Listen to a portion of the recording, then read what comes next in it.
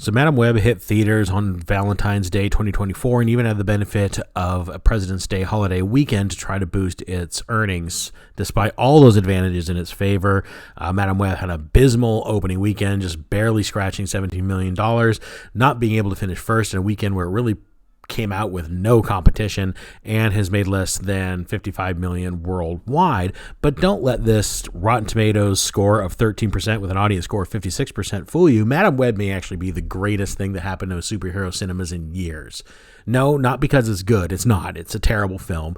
My quick review of Madam Web is it's hot garbage. It should probably be avoided. It doesn't make any sense, and it kind of insults the intelligence a little bit.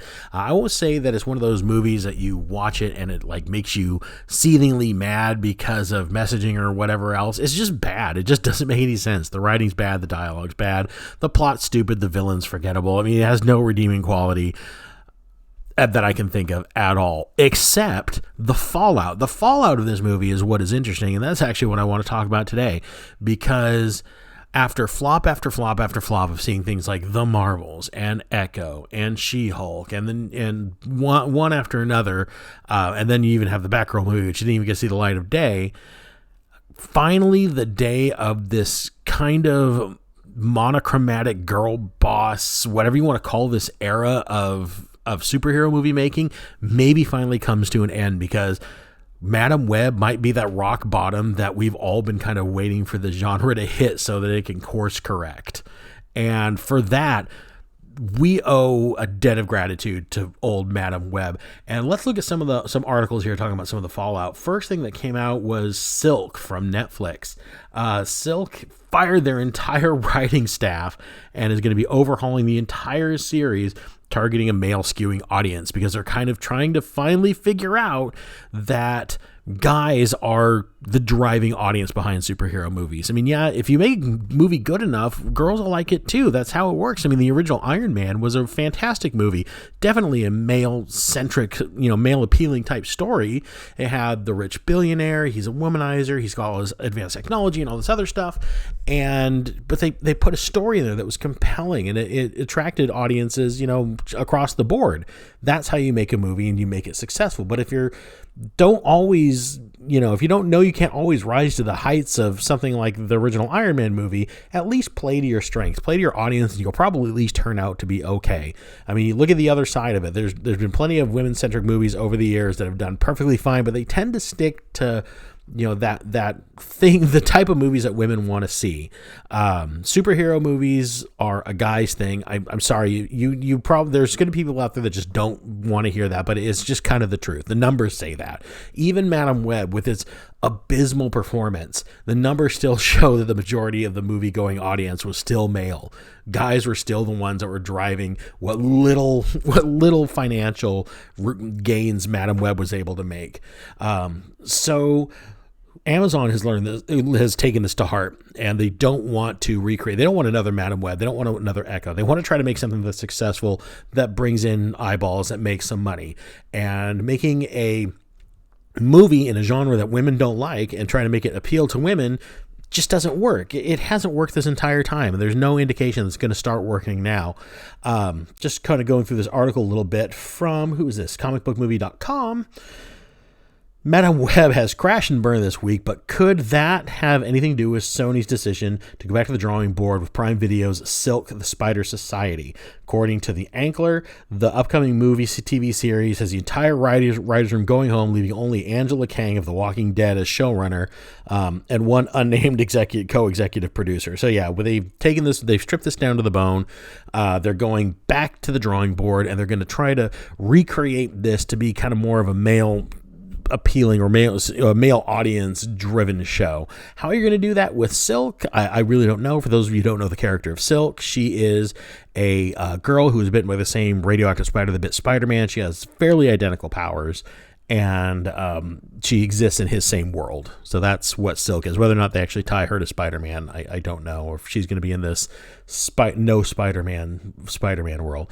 But just to keep us grounded, I thought we would go to everybody's favorite website, the Mary Sue, because I loved this. This is the exact same thing. We're talking about the Silk writers room, but their framing of it is a little different. Amazon Silk reported the Silk Spider Society is being retooled for a male skewing audience because apparently men don't have enough already. Thanks, the Mary Sue. Introspective as always, because in case you have been paying attention, most of kind of the your normally guy appealed movies are being led by these poorly written female leads. I mean, you look at Star Wars, look at the entirety of the MCU, or everybody in the world calls it now the MCU. Even people working at Marvel are calling it that, for God's sake. But yes, going back to just as we said, going back to the drawing board, the Sony series writer has been let go, and showrunner Angela King will be reworking the series. And so, I'm not going to waste my time with this. Mary Sue is just a bitter, unhappy rag of a website, and the sooner they shut their doors, the better. But moving on to other things, Silk isn't the only ripple effect coming out of this whole Madam Web debacle. We're going to move over here to Cosmic Book News. Bob Iger's bringing back the boys, says Disney executive. A Disney exec is stating that Bob Iger is making a pivot away from female lead to male leads, and this exec apparently isn't happy about it. Who cares what that exec is or what they think? If this information is true, which is again coming from Cosmic Book News, even Kevin Feige and Bob Iger and Marvel are starting to see diminishing returns from these female-led superhero movies, and they're going to pivot back to the more traditional, the more kind of masculine superhero that has been successful traditionally.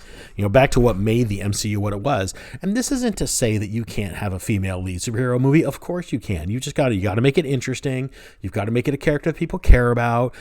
Get a cast and creative team involved that knows how to tell a good story. But you still need to keep in mind that your audience is still going to be primarily males. When you look at, again, Madam Web, you look at even the Marvels. The Marvels audience was almost 2/3 male. Still, even that movie, which barely had a male in it, and was definitely written and skewed towards a female audience, it still was predominantly seen by males. The numbers don't lie, and that's just the reality if you're going to try to make superhero movies and try to make them profitable. You need to know who the people that are going to actually be buying the tickets, and you know what? If you can expand beyond that audience because you just made a product that's transcendent, that's great, that's fantastic. But if you just want to have a studio that's profitable, that makes a product that people are going to want to consume, that people are going to want to spend money on, appeal to your strength first, make sure those people are happy, and then if you can net some extras beyond that, then that's just a bonus. So after years of woke failures, it's claimed that Disney CEO Bob Iger is bringing back the boys, according to Disney executive who sounds none too pleased about it. Matt Belloni, that's a fun name, former editor of THR and a lawyer who now heads up Puck News, sent out his newsletter, which included the following note from Disney exec. Belloni says, "I can't get over that. Are we really going to take the word of a guy named Belloni?" Belloni says he was sent a direct message from Disney exec in response to a column on Puck News about whether the politicalization of the Disney brand impacts a box office. Well, duh. The Disney exec's response, in the Disney exec response, I should say, the exec, of course, doesn't take the blame for the failure of Disney Star Wars and the Marvels, but places the blame directly on the fans because that's been Disney's blueprint for a decade now. Everyone says it's the movies. Everyone says it's the movie, stupid, which is an easy thing for people to say. More appealing movies are a great way to jump the political issues, but more and more our audience or the segment of the audience that has been politicized equate to the perceived messaging in a film's quality issue. They won't say they find the female empowerment distasteful in the Marvels or Star Wars, the latest trilogy starring Daisy Ridley, but they will say they don't like those movies because they're bad. Well, they are bad. The Last Jedi was bad. The Marvels was bad. Echo was bad. She-Hulk was bad. The Force Awakens was okay, but The Rise of Skywalker was bad. I mean, none of these things are good. The Ahsoka show was bad. The Obi-Wan show was bad, and well, it was supposed to be a male-led thing, but really it was kind of the story of Junior Princess Leia and Reva, the evil Force lady. The exec continues with mention that Iger is now making a pivot, which includes putting the men front and center. So make better movies becomes code for make movies that comfort to regressive gender stereotypes or put men front and center in the narrative. which is what you're seeing now and what Bob Iger's pivot is about right now. So, yeah, this is obviously a lot of backhanded acquiescence to we're going to go ahead and do things that we know are going to be successful because all of a sudden those poor, fragile men would like to see stories that appeal to them in their genre that they prefer. That's kind of what it says. So this executive is obviously just a brainless shell, but at the same time, I mean, he's been hiding under the shield for so long that it's the toxic audience. If only this toxic audience would get off our backs, if only the people would just like what we tell them to, then we can make all the money in the world. But it doesn't work that way. So, I mean, what's your business here? Your business is to entertain people and make money while doing it. And right now you're doing neither of those things. So what is your purpose? That's like saying I'm a fish cannery. My job is to catch fish and put them in cans for people to consume. And I'm not fishing and I'm not putting anything in cans. So what am I doing here? Where is the model for success going forward? In this executive's mind, who just thinks the fans are terrible and we're going to keep pumping out sludge that the fans are going to hate, and we're going to hope that someday money just appears from that, what is his plan for success? That's what I want to know. And that's what people have been asking this entire time. You're making these movies that appeal to nobody, that nobody's going to spend money on. Where's your plan for success here? How are you going to get from we're going to make a kind of movie we know our audience base is going to despise, but they're going to pay us for it? That never made sense from the beginning. And finally, we're starting to see that the studios are realizing that, and maybe, just maybe, we have poor old Madame Web to thank for that. So, yeah, that's my quasi-review of Madame Web and a little bit of commentary on where Hollywood and filmmaking is going. I hope you guys like this video. I've been gone for a while. It's pretty fun to be back. I'll try to get some more videos out a bit more regularly, but I've just been very busy with other illustration projects and other things that you guys know I'm all about. So, but if you like this video, please give it a thumbs up and maybe even tell me what you thought about it in the comments. We can talk more about Madame Web. If you saw it, did you like it? I haven't talked to anybody that's liked it yet. So I've talked to people that at least just thought it was hilarious. So let me know what you guys think in the comments below.